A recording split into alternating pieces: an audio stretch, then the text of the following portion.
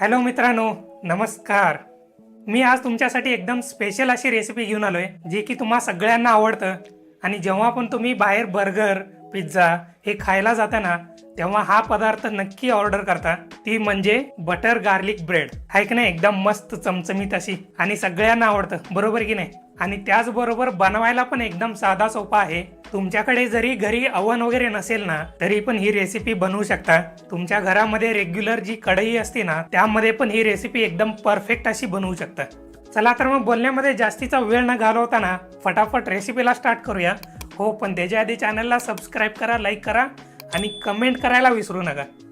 तर मित्रांनो, सगळ्यात आधी आपण बटर गार्लिक ब्रेड बनवण्यासाठी ना मैद्याच्या पिठापासून एकदम मस्तपैकी कणिक मळून घेणार आहोत. तर त्यासाठी एका भांड्यामध्ये मी 1 चमचा साखर घेतो आणि त्याचबरोबर 2 चमचे ॲक्टिव्ह ड्राय ईस्ट घेतोय. आता या ईस्ट बरोबरच 1 वाटी कोमट पाणी यामध्ये टाकून घेतो आणि सगळं चांगल्या प्रकारे मिक्स करून घेतो. पाण्यामध्ये जी साखर आपण टाकली ना, ती चांगल्या प्रकारे विरघळली पाहिजे, तोपर्यंत चांगलं याला मिक्स करून घ्यायचं आहे. एकदा का साखर आणि ईस्ट पाण्यामध्ये चांगल्या प्रकारे मिक्स झालं ना, यावरती झाकण लावून 10 ते 15 मिनिटासाठी ईस्ट जो आहे ना ॲक्टिव्ह होण्यासाठी ठेवून द्यायचं आहे.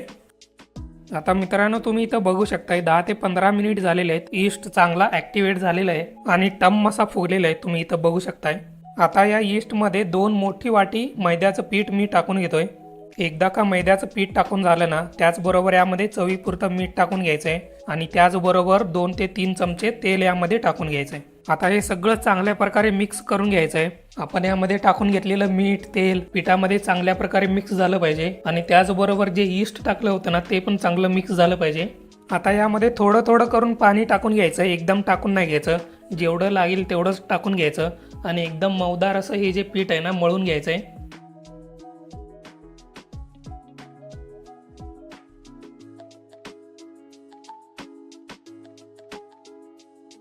आता मित्रांनो, तुम्ही इथं बघू शकताय पीठ जे आहे ना, एकदम चांगल्या प्रकारे मऊदार असं मी मळून घेतलेलं आहे. असं थोडंसं त्यामध्ये चिकटपणा असायला पाहिजे.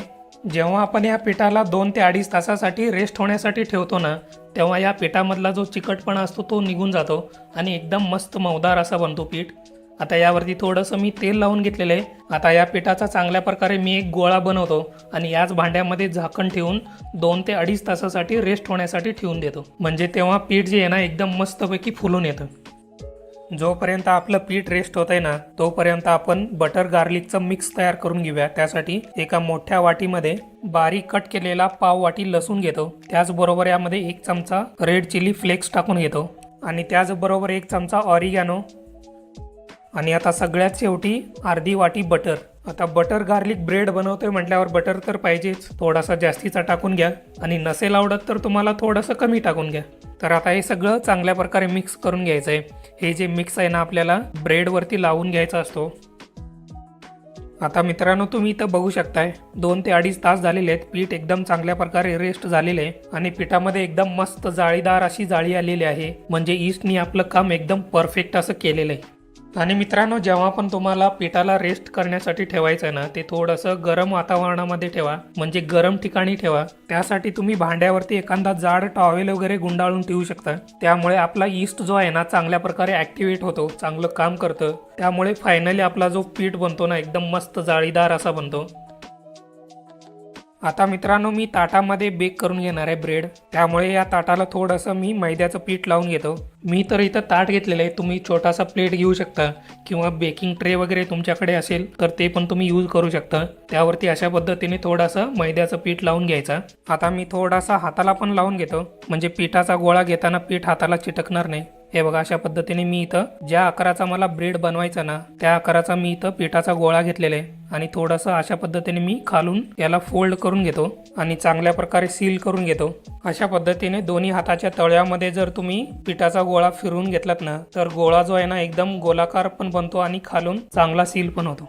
आता मित्रांनो, हा जो गोळा आहे ना, ताटामध्ये ठेवून घेतो आणि वरून थोडंसं मैद्याचं पीठ लावून घेतो आणि हाताने अशा पद्धतीने वरून दाबून त्याला गोलाकार असा आकार करून घेतो. ज्या पद्धतीने आपण पिझ्झा ब्रेड बनवून घेतो ना, सेम तसाच याला बनवून घ्यायचं आहे. एकदा का ज्या साईजचा आपल्याला ब्रेड बनवून घ्यायचा आहे त्या साईजचा झाला ना, आता वरून बटर आणि गार्लिकचा जो मिक्सचर आपण तयार करून ठेवला होता ना, तो यावरती लावून घ्यायचा आहे. तो पण अर्ध्या भागामध्ये लावून घ्यायचा आहे, संपूर्ण भागामध्ये लावून नाही घ्यायचा. एकदा का बटर आणि गार्लिकचा मिक्सचर लावून झालं ना, आता या ब्रेडला अशा पद्धतीने अर्ध्यामध्ये फोल्ड करून घ्यायचं आहे आणि चांगल्या प्रकारे वरून दाबून घ्यायचं जरा. आता राहिलेला जो बटर आणि गार्लिकचा मिक्सचर आहे ना, वरून पण चांगल्या प्रकारे लावून घ्यायचा सगळीकडून. बटर आणि गार्लिकचा जो मिक्सचर आहे ना, थोडासा जास्तीचा लावून घेतला तरी चालेल, कारण या ब्रेडमध्ये बटर आणि गार्लिक शिवाय दुसरं असतं तरी काय, याचाच एकदम टेस्ट छान येतो. त्यामुळे थोडंसं जास्तीचं तुम्ही लावून घेऊ शकता. बाकी मग तुमच्या मर्जीनुसार तुम्ही कमी जास्त करू तरी शकताच. ब्रेडला बटर आणि गार्लिकचा मिक्स लावून झालेले आहे. आता या ब्रेडला अशा पद्धतीने लांब तुकड्यामध्ये कट करून घ्यायचे आहेत.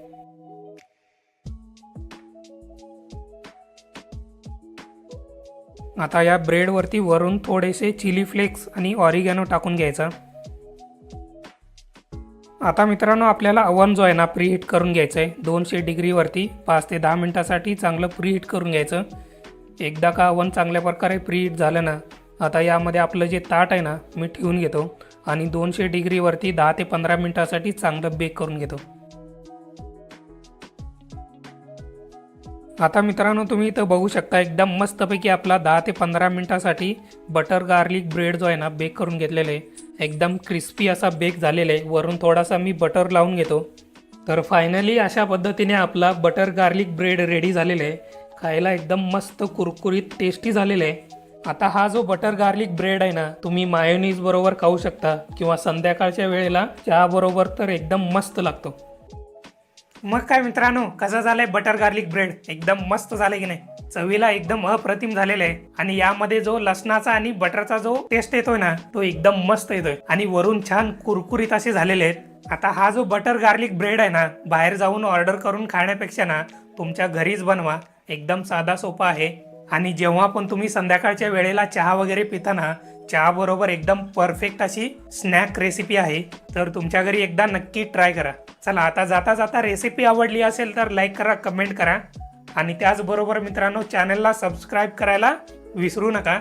आणि ज्या व्हिडिओज तुम्हाला आवडतात, ज्या रेसिपीज तुम्हाला आवडतात, त्या इतरांच्या बरोबर शेअर करायला पण नक्की विसरू नका.